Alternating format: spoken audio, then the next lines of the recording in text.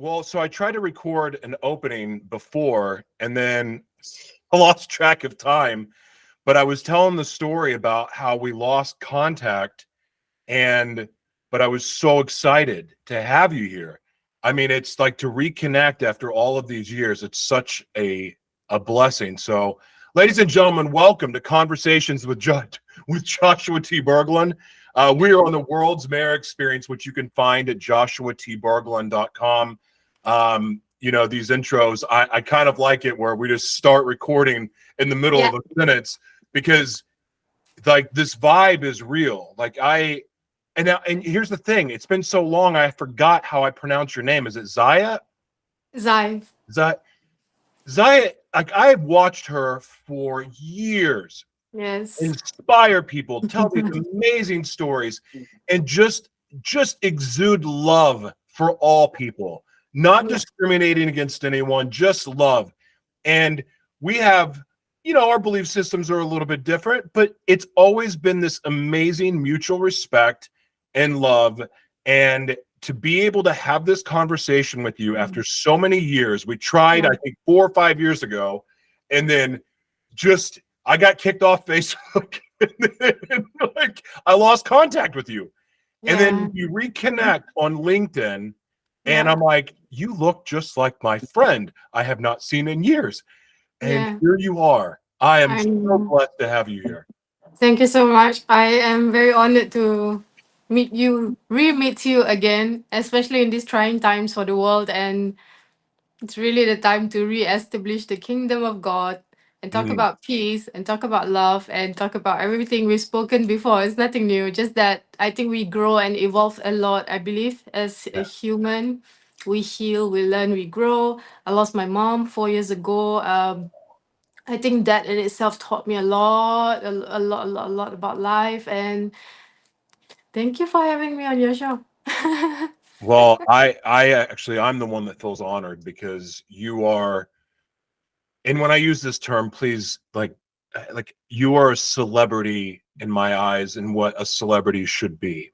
Like you are, like you travel the world speaking, you work with people from all walks of life, you inspire people, you have your own amazing story of overcoming when the odds were all against you. And Mm-hmm. and it's like, and you've kept going and you've pushed. And then I have to think too, and forgive me because I'm not well versed on every single culture, It's okay. but you have defied odds in your own culture also, because from my understanding, not a lot of women get the opportunity that you have taken and used. Mm-hmm. And that's another reason it's inspiring to me. So I'm truly honored to have you here. Thank you. That means a lot. Thank you. That means a lot. So I will get into, like, I want you to talk about what you do and so forth, but like what I think I would be remiss to not ask you. No, well, first of all, where are you at in the world right now? So I live in Dubai now. It's been a year and a half. I'm from Singapore, for those of your audience who would like to know. And I've been to 37 countries. And as you know, when we first spoke, I think I was in Morocco, lockdown, and then been traveling, and now Dubai is home. I have like an Emirates residence ID, so this is serious. And I always wonder, this is one thing I love to share with people. I always wonder like how I have these opportunities to, travel. Like you said, I'm like the face of the oppressed women known to the world, right? She's brown, she's Asian, she's Muslim, she's covering her head. But I think we are all I think miracles happen to movers, and Mm, we have to move. Miracles happen to movers, and if you have a calling, like even now, Dubai is, people know it's known for its bling and luxury and everything else. But I believe I've been thrown here for a reason, and it's been a year and a half. So strangely, with when you reconnected with me the other day on LinkedIn, just an hour or two before that, I met a guy from US. He's a scientist. We were talking about agricultural farming. We met at a sustainability event, and he said, I would love to have a coffee with you before I leave. I'm like, okay, it's nice. I would love to meet him as well. And at the end, he said, you are very special. Dubai is a center where a lot of people are coming together because something big is going to happen, and you are chosen one. He said these words. And he said, "Can I pray for you?" And he was Christian. He prayed for me. And an hour later, you wrote to me. I was like, "No, this interview will happen now." I said, I cried when he said, "Can I pray for you?" I was like, "Of course." I made such a spiritual connection and real, chats like what we used to have, and with this person. And an hour later, you wrote to me. I was on the way home. I wasn't even home yet. I was like, "This is insane." I guess it's divine timing. Yeah. What so I've always, and I've shared this before in old broadcasts, but when I turned my life around Yeah. and gave my life to the Lord, as I call it, and like I started down my path. But along the way, like right after I gave my life to the Lord, I ended up being homeless. Like it's just Okay. like, what are the odds? Nice. Like I wasn't expecting that, but Yeah. I did. And but that was just for 2 weeks, and believe me, it could have been way worse.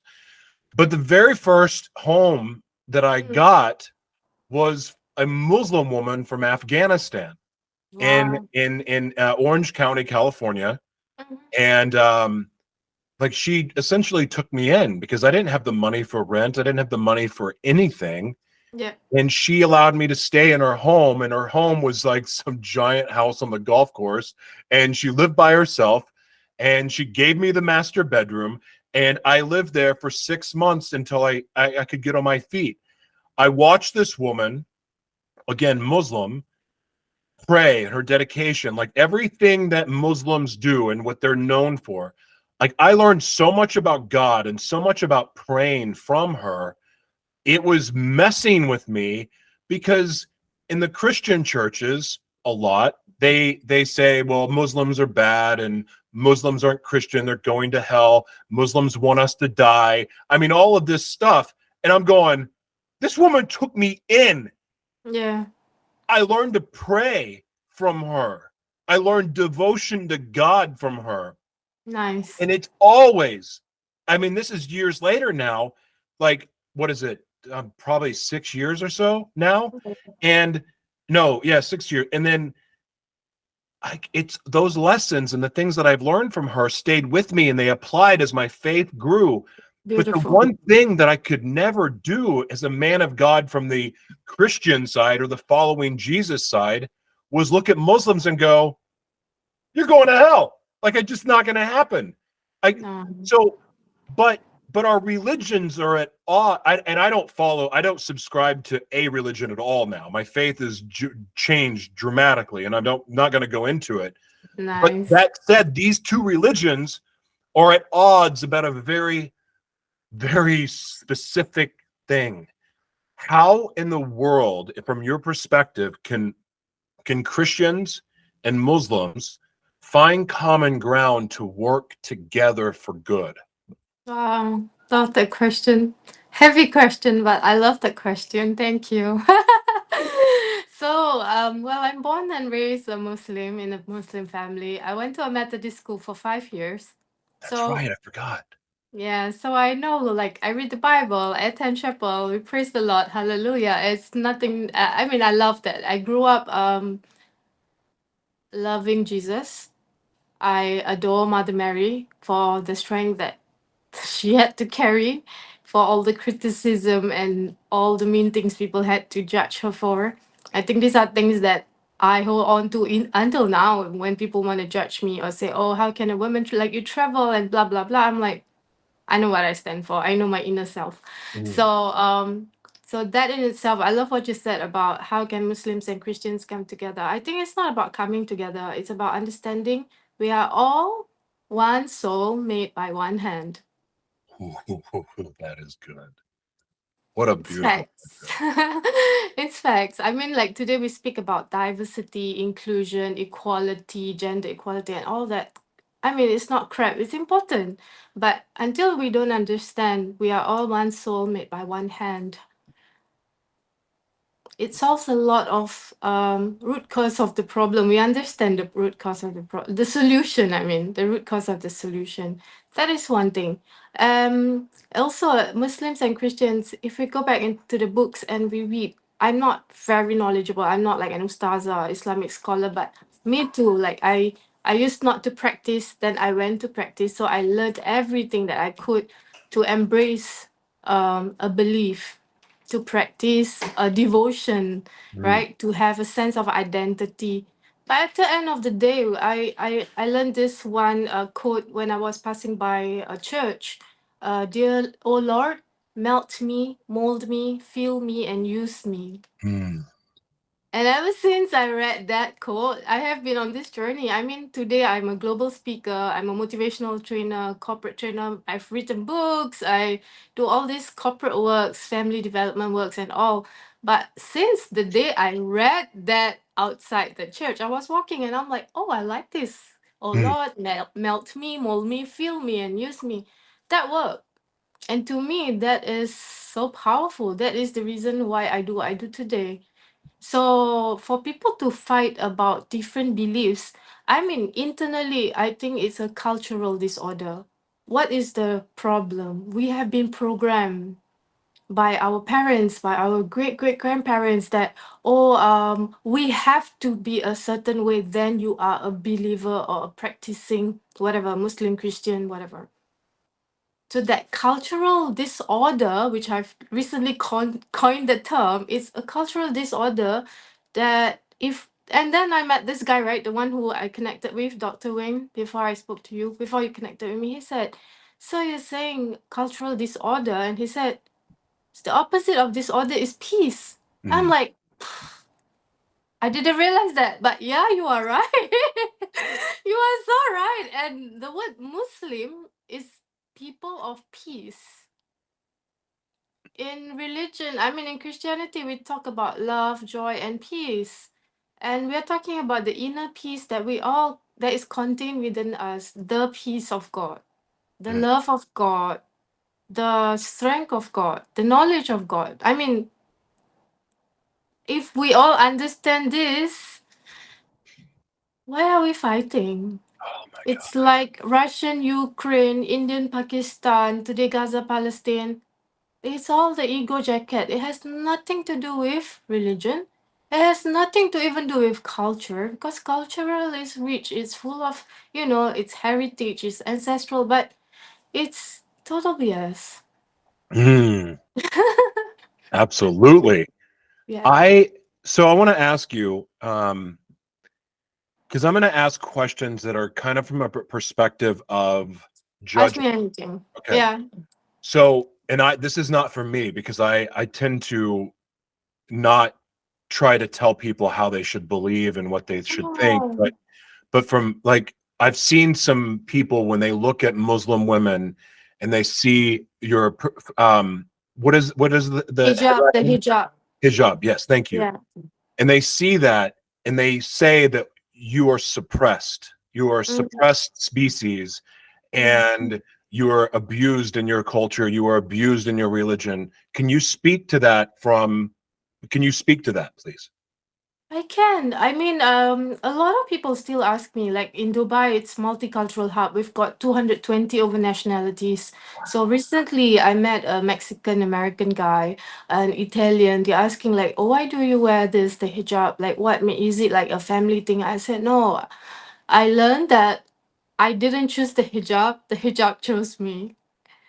Because in all honesty, with what we see on social media today, people are like, flaunting all the beauty and all. It's like, and I just started wearing the hijab maybe 18 years ago, not too long ago, but yeah, it doesn't feel that long ago. But it was not something from birth, right? Because I'm 42 now. And so that transition, I mean, I used to be a model. I used to wear t-shirt and skirts and blah blah blah. But the transition was, this is my identity. And I didn't choose it. The hijab chose me. It's simple. That's why you meet people who they wear the hijab, they are advocates, they are influencers, and then they decide that this is not for them. Trust you me, we didn't choose the hijab. The hijab chose us. So there could be again a cultural programming where, oh, the family insists that you must. But again, it's a choice. Most of us, I think, it's a liberated choice. It's a Mm. choice. You like that word, yeah? Liberated choice. It just came out of my mouth. My It is. experience with you, you have a lot of those moments where something just comes through you and it's like, wow, that's really profound. And It's a liberated choice, really. I've never said that word before, but that's what it is. so I know the answer to this question, but I want people to hear it from you. When there's an assumption that Muslims want jihad against all non-Muslims, can you Mm. speak to that as a Muslim? A jihad. I love this word as well. You gave me all the tough Never, ones, yeah? You wait, gave me all you the like tough the word questions. jihad? No, it's a good term to address, because like a lot of people understand jihad wrongly, even the Muslims. So it's good that you asked me this question. That's why I said I love this question. So jihad is about the fight to battle, okay? A battle against. So the jihad that I learn and love is jihadun nafs, the battle within, to Oh, teach your ego, to teach yourself, to teach your mannerism, your character. I love your reaction. I did not know this though. I said I Jihadun knew the nafs. answer. I was wrong. Okay, keep going. I would love to know what you understand from jihad, but this is what my version of jihad is about: tazkiyatun nafs, the cleansing of the ego, jihadun nafs, to fight the ego. And it's not a bad fight, it's a good fight, because when you know from right and wrong, al furqan, you know the balance. Yeah. And then it's an inner fight, because I can judge and say, oh, he's not praying, I'm praying. Oh, she's not Muslim, I'm Muslim. How do I know that in my last breath I will die a Muslim? Do I know that? Wow. Any practicing believers, if you think that, oh, I'm greater than you, you don't know your last 7 breaths. Maybe you will accede to shaitan and say, nah, I'm not a Muslim, because I don't know. You don't know. So who am I to judge? Because so the true word of jihad is the inner battle. It's you fighting yourself, because it is a crazy world. Fighting yourself, it's healing from your inner child struggle, from your trauma, from your cultural disorder, and to establish peace within before you talk about anything external. How So what? similar how similar is that to the phrase dying to yourself? Yeah, it's emptying the cup, right? Yeah. Emptying the cup. When you fight yourself, you are emptying your cup. That's another level. First, you need to understand what are you battling with before you can empty anything. Like Whoa. I am in this whole week, I think last 3 days actually, I was reading a book, and it said that a lot of us struggle about being alone and feeling lonely. And you can be in a marriage, but some people feel lonely, or a family, you have hundreds of family members, but you feel lonely.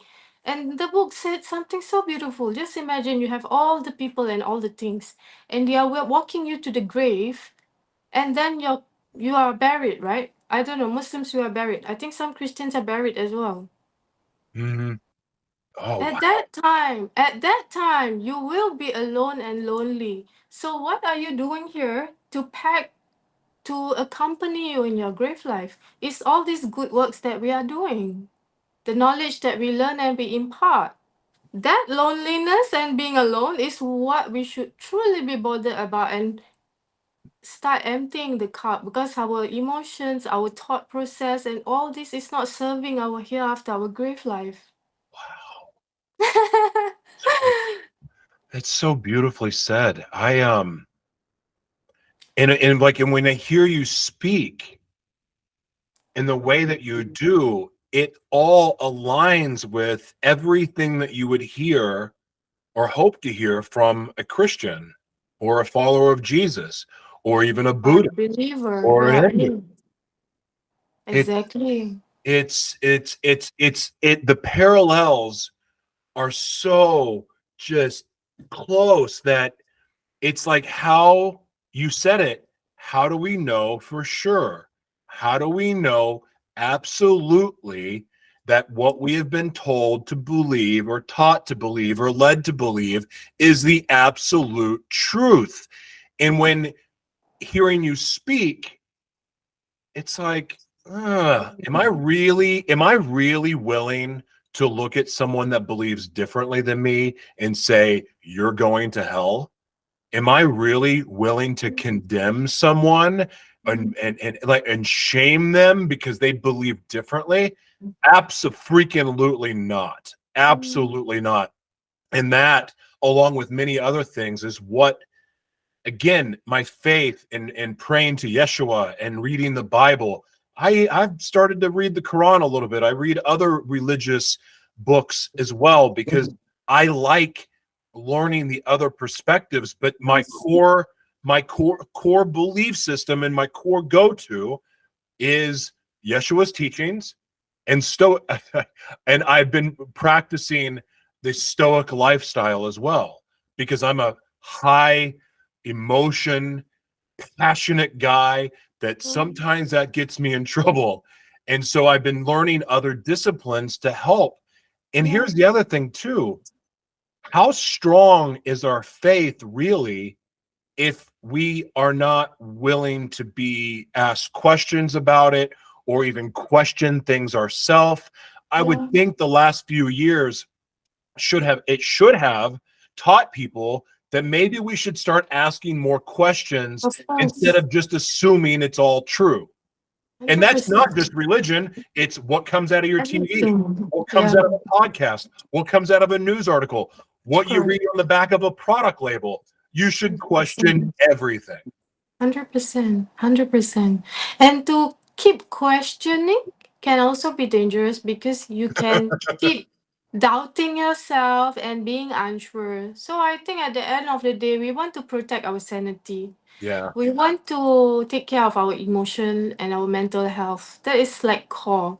Because as long as lip service, I say I love God, I do this, but inside you have so much of grudge and hey, here you're like so screwed up. And then it's just I love God here.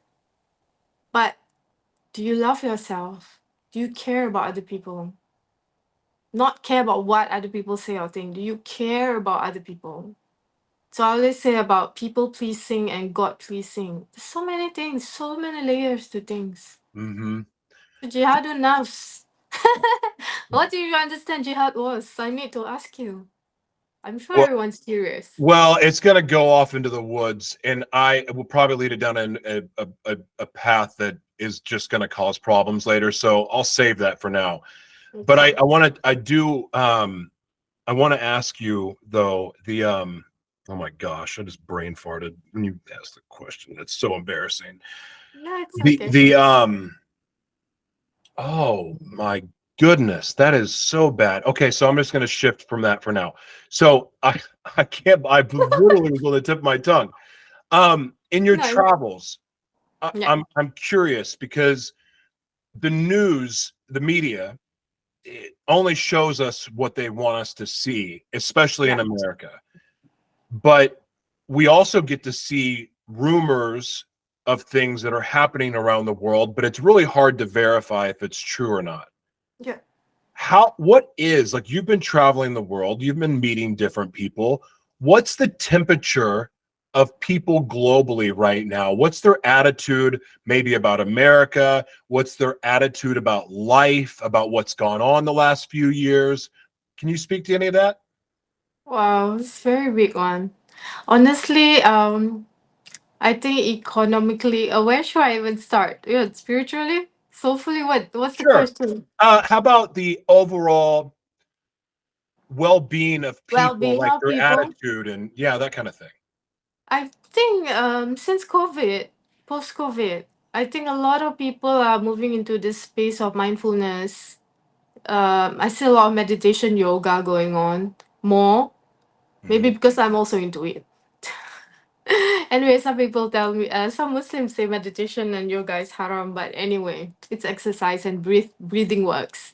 Especially when I do my meditation and my yoga, the quality of my prayers becomes so much better. So just for the record, for everyone to hear this. So I think post COVID, a lot of people are more mindful in their practices. I think emotion and mental health is a very big focus right now, but I still see a lot of people hustling.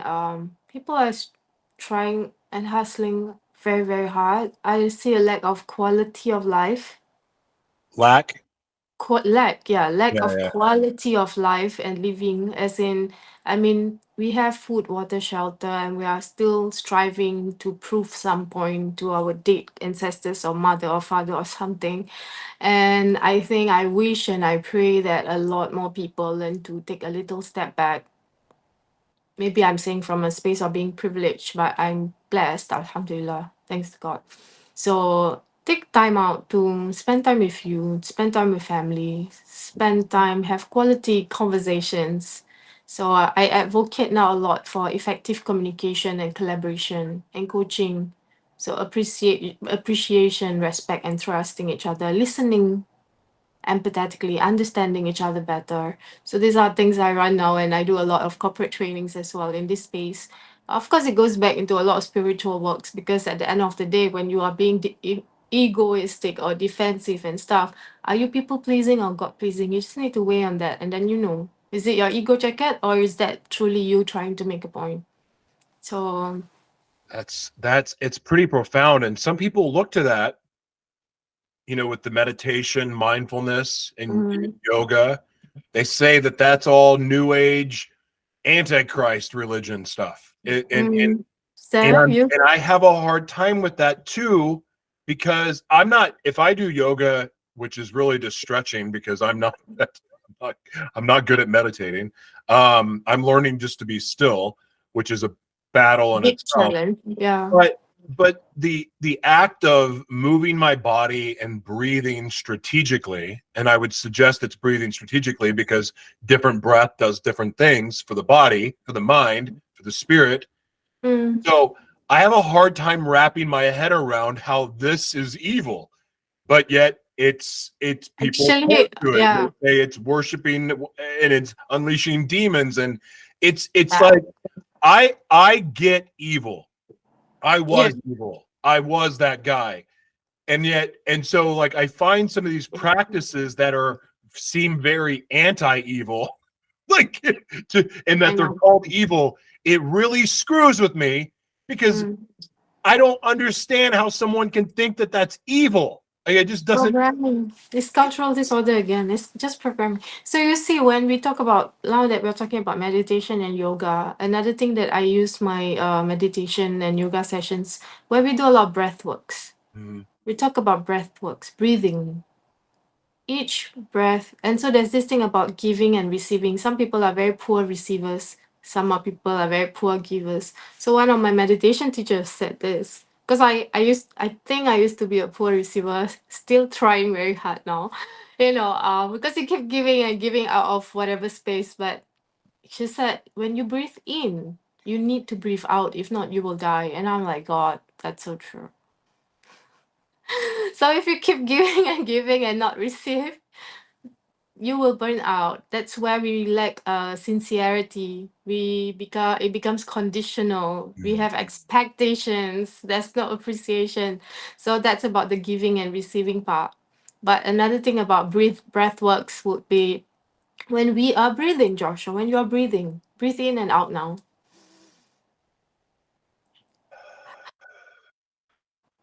It is the divine breath. It's nothing else. So when we talk about divine energy, and to take all this meditation to talk about higher force, higher source, higher whatever, it is the divine energy. Mm. Breathe in love, breathe out whatever love. Then what are we talking about? I love it. It's true. So with um with your faith, with the Muslim faith, I've heard, and I don't know if this to be true, but it does tie into astrology, whether directly or not, but I believe that that factors into some of the teachings. Is that correct? I don't know about that one. Oh, really? Oh, okay. Yeah, but I I have my birth chart reading down. I love astrology. so I don't know, but so there's astronomy or astrology. I forget I which think one. astronomy, yeah. Why you Okay, got me on that astronomy, not one? astrology. Yeah. Astronomy ties Yes, the into, stars and stuff. Yeah. yeah, and I don't, that's another thing too, is that some people point to that and look at that as evil, and it's hard for me to even wrap my head around that, but I also don't understand it enough. That's Yeah, why I me keep too. my mouth shut, because I'm not going Me to pass too. judgment to something I don't No, understand. me too, It's yeah. it's like I see a lot of people that get made fun of and harassed for maybe they're different in some way. They're just different than the other person, because I could give a million examples. And then, but people, you see them being mocked or made fun of or being judged to hell, and I'm going, do you Yeah. really understand? I mean, Mhm. aren't we supposed to meet people where No, they're at, and no. not judge? And because by Yeah. that judgment, or do you think you're bringing them closer to what is true for you, or Yeah, are you exactly. making them run away? It doesn't No, make it's not. sense. No, that's why there is a saying, right? Hurt people hurt people. It's true. A lot of So hurting that's people right one thing. And a lot of times, even in like my communication class, a lot of the women say, "Oh, when I go into a board meeting and I get questioned by my seniors who are men and everything," I said, and I don't have an answer and I feel stuck. I said, some questions are not being asked because they want an answer. They're just questioning just to prove that they are being smart. So make a joke out of it. Don't answer. now. Ask a question after that question. Ask another question. Like, why so? Why not? That's Yeah. it. That's it. The only thing when my perspective is, if someone doesn't like being asked questions, it's because they're afraid of the answer, or they don't want to reveal the answer because it will expose hypocrisy, or it'll expose something within themselves that they're afraid or not ready to address yet. Yeah, And I like to ask questions of course. instead of giving opinions. I that's how I engage on Twitter, or X for now. I like to ask questions because I enjoy hearing the different perspectives, Yeah, and regardless of your belief system, like, you can say, well, I'm a Christian, but even within Christianity, there's about 80 million perspectives of what the truth is. And the same with Islam. It's so none of us really know enough absolute truths to walk around like an egomaniac, acting like we're the source of everything that's true. It's just, I used to be a part of the truther movement, because I believed what I was saying to be true, and then well, guess what? I got corrected really quick that some of that was not true at all. And that's embarrassing. And so mm, as more time has gone by, as this accelerate, like, it feels like, I don't know what it is, but there's something accelerating in the earth right now. I can feel it. There's an energy, but I don't know what it is. But it's the along, same thing. It's the same thing we've all been discussing. Jesus is coming back. There's no two ways about it. I've been waiting for 18 years. Just come back quickly.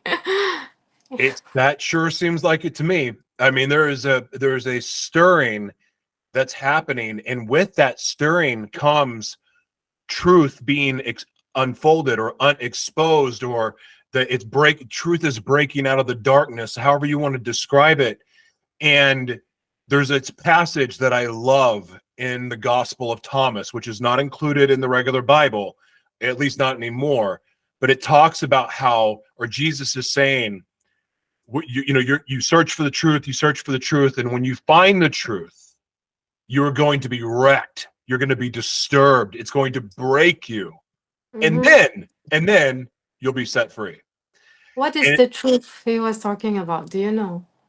well, I think it's the truths of this world, the hidden truths, the truth that's been hidden from us, are who we are really as people, um, are the truth that has been taken out of our books, the truth that they Yeah, want hidden, the mystery school stuff that really should have been available to all.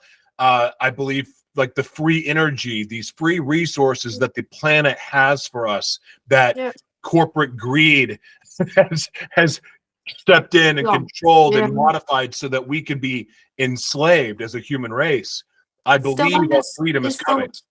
the oneness of being. At the end of the day, one soul made by one hand. When Yeah. we all understand that, that's it. That's it. Hey, Because can we like unite it's on that? sorry, Wouldn't it be amazing? Because as it's, simple as what you're saying is, it is we could it is. unite on that Yeah. alone. That's why when in Dubai there's this thing called COP28. They talk about the year of sustainability. So everywhere I go, I say, "Oh, I'm not in a climate change space, but I talk about sustainability of humanity." And they're Yeah. like, "Whoa!" And I'm like, then I start, and then I start, and then they're like, "Whoa!" I'm like, it is about energy. It is about people. It is about planet. It is about sustainability of humanity. If we don't have this, we have nothing. And Right. understanding we're one soul made by one hand, I think this is everything. Yeah. It's so beautiful. Why don't you tell everybody about Step Up Journey? Because that is, I talked about, I mean, I could sit here and talk about you for 30 minutes about why I think you're amazing, but I want people to hear from you what you're doing at Step Up Journey, because that is really a good place to start. For sure. So step up journey is I believe in it's a womb to tomb journey. It is about you seeking knowledge from the womb to the tomb because my company is a motivational training consultancy. So I started out with women empowerment and then I realized we need to support the youth. So there's a youth leadership program, Brave Leadership, called Be a Warrior, Not a Warrior. And That's then cool. yeah, for the youth. And then as I was actually one day when I was running a session for a group of 40 kids, 12-year-olds in Singapore in the school, and one of the boy, 12-year-old, he wrote, "My personal goal is not to go to jail." So I was like, he didn't want 12-year-old. I was like watching Care Bears and Smurfs, and he was saying, I'm like, I don't want to go to jail. I'm like, wait a second, I need to hear why. And I'm like, this is conversations at home. And he said, "Oh, Miss Zai, I don't want to be like my uncle, but I'm so happy that you gave me my book. I'm gonna give it to him, to my uncle in prison, so he can read it." And I'm like, this kid is a genius. Like, he just need a role model. So I had a chance to draw a Awakening Parents program. So now I'm telling you why it's a womb to tomb journey. Awakening Parents is resilient, confident parents raise confident, compassionate kids. A lot of parents come in there saying, "I want my child to be confident," but they didn't realize I said resilient, confident parents raise confident, compassionate kids. Why are our kids not as compassionate and merciful and kind as we could be manipulated before? Because they can see through our BS, the adults. They see it and they know it and they will tell it on your face. Whether you can handle it or not, good luck to you. Like, go work on yourself. So that's the awakening parent. So then I realized we could bring this to the corporates. So resilient, confident leaders enable confident, compassionate teams. And then of course I have something sanity for caregivers because a lot of times as a caregiver for my mom when she was around, it was very tough. Nobody's talk about the caregivers. We always had nurses, doctors, everyone paying attention to the patient. So there was palliative care until the end of her day. But for people like us, the caregivers, there is no space, there is no support. Nobody talks about grief for that matter. Post grief, pre grief, grief. And I had to deal with all of that the last 3.5 years. Only the last 6 months, I said, you know what? I am alive. I need to do something. Now is the time. So 2024 is going to be exciting. I have a lot of webinars, seminars coming up. We're going to do a masterclass on a yacht in Dubai. So it's going to be a weekend retreat. It's going to be a lot of fun things that I miss doing. I've done before and miss doing, and the show must go on. Is are you, what's your feeling about like the metaverse and VR? Are you going to take your work into the new realm, or what do you think about all that? Well, to be honest, I'm very scared of all this. But then again, if that is the space where all of us can get together and go shopping together or have a coffee together, I say why not? But I think that is where the space of oneness of being is, because then we that's where the teleport era is going to happen, I think. And the oneness of being, that I think is it. I don't know. We'll know when we get there. Yeah, I had a lot of very just because of my childhood beliefs as far as where I believe we were going with technology at a young age, and then what I Yep. started studying and learning about, I had my own fear about it because I was like, this is a soul trap. Mm-hmm. And I was thinking of all the worst case extreme possibilities. And Mm. then and then I put on a headset. My partner Jessica is, she's creating an educational software for kids with special needs, and it's Nice. amazing. She's got, I mean, it is so cool to see it. So I got to put on the headset the other day and really spend time there and getting to see what it was all about. Yeah, I Mm. see the extreme possibilities because frankly, it's a world that why would you want to leave it? It's kind of Yeah, like, oh, this is nice. But exactly. but there's so many positives. And I was thinking about in that short time what I was able to learn and what I was able to do, and then thinking of through the lens of kids with learning disabilities and Mm-hmm. even physical disabilities and mental disabilities, how this can be a benefit. I'm like, this is what's up. Like, this is a good thing. Yeah, Does it require personal responsibility? of Absolutely. But you know course. what? So does using a computer. So does using a Exactly. phone. Social media, yeah, exactly. It's how you use it, for good or for bad. I That's right. mean, you are in US, I'm in Dubai. How did we connect? And Mhm. here we are again and sharing some good stuff. Why not? And yeah, and to think without the internet, we would have never, the odds of us ever meeting. And I honestly, one of my favorite people I've ever met. Like, it's not, and that's not possible without technology. So like, I'm Yeah. so blessed. So Zai, I want to give you the opportunity to share any last words that you have. Please plug your books, your websites, like everything that you're up to, how people can support your journey. The floor is Yeah. yours. So right now I think so basically stepupjourney.com, that's me. You find me on WhatsApp, Instagram, Facebook, everywhere. I think the very important thing right now is I have a very big dream. I want to bring my works to Africa because I find that as much as the term women empowerment is being termed so wrongly, why are we talking about women empowerment when it's actually women of power? We are amplifying a wrong message and it's not going anywhere. We speak about women empowerment the last 30 years and nothing's happening. Because that's why I'm going to do a masterclass on a yacht called Women of Power Retreat. Not because I'm a feminist, but because that's the truth of what it should be or should have been in the first place. So the same thing with Africa. I think we Black Lives Matters, and not just that. I think a lot of discrimination, for the black people, they're poor, they're this, they're that, and everything. But look at the world today. Europe is almost gone. US have a very interesting branding. If I can say it that way, interesting branding. And then it's true, no? Well, I'm planning to visit the US in July, so I'll see how interesting that branding is, and maybe it's just my own stereotypical whatever belief. But anyways, Asia's gone. Everyone's turning to Africa, so I would love to bring my works into Africa, like Nigeria. 70% of their population, 120 million population, is under 25-year old. Mhm. And they are so smart. I've met so many Nigerians when I live in Dubai. So smart, so talented, so hardworking. And if we give them a source of support through books, through training, through whatever support, I think it'll be wonderful to give 100%. people chance. Yeah, to give people chance. I Yeah. I work with an organization called King's Council and Trust, and we're kind of our own little ecosystem of support, and we work with people all over the world. And so we have a few projects in Africa right now that are going on, Nice. and Africa's on the come up. Like, I see people try to dismiss Africa as it's some No, war torn area that's poor. Let me tell you, no, no. you said it when you were talking about the age, the youth. Africa's on the come up. They're expecting in the next 10 years. I forgot what the numbers are because it's been a while since I've seen it, but they are investing in entrepreneurs in Africa. You're going to Yeah. see a boom like Africa, that some people call it the motherland. Africa is It going to is. be the place to be It very is. soon.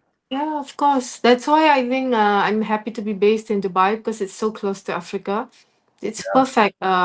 Perfect. I mean, I didn't choose it again. Like I didn't choose the hijab. The hijab chose me. Yeah. Again, I've been thrown here for some reason. So yeah, I'll see what happens. I wish I had my t-shirt on, but I have it's my not prophetic shirt, but it's a kind of a casting a vision shirt for the world's mayor experience and what I'm wanting to do.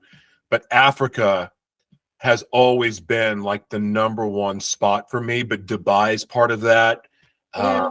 and I mean, in other places around the world, it's core, but Africa is such a special place.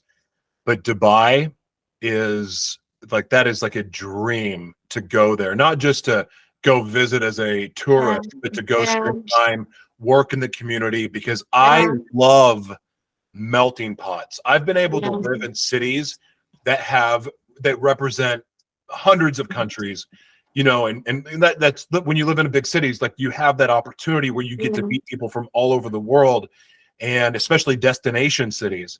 And I've got Mm-hmm. to experience that a lot all over the United States in the places I live. Like I am hungry to learn about Yeah. other people and their cultures and learn how to collaborate in a way that brings good to the world. Like that is such a deep-seated passion of mine. So Mm-hmm. talking to you just lights that fuse in me even Mm. more. Come anytime. Dubai is it's nice, especially now it's very nice weather. Just avoid between April to October. It's just too hot. Summer is hell. Like how hot does it get really? I live in Singapore. Singapore is hot, but here it's oven. It's hell. Like It's 130? 50, 50 I don't know Fahrenheit, but 50, Oh, that's 60 right. degrees. Yeah. Oh, that You can sounds check 50, 60 degrees. It's crazy. It's not, it feels like 50, 60, but yeah, it's different. But I mean, I live here. It's fine. There's AC, there's aircon, there's everything. It's fine. But I need a winter swimming. is calmer. Yeah. Huh? I would need a big swimming pool. Anyway, Yeah. It's still warm. Yeah. well, we have to do this again. You're a huge blessing. I have so much love for you, Thank and you. just so great to finally do this. I know. Thank you so much. This is fantastic. I look forward to watching your the session. When are you putting this out? Oh, I start working on it today. Perfect. Let's Yeah. share with me the link and I'll be Oh very yeah. happy to also share it out. Yeah. I appreciate you. All right. Thank you Sending you so love, my friend. much. Bye. Yeah, I'm gonna stop this. You take care of yourself and stay blessed, yeah?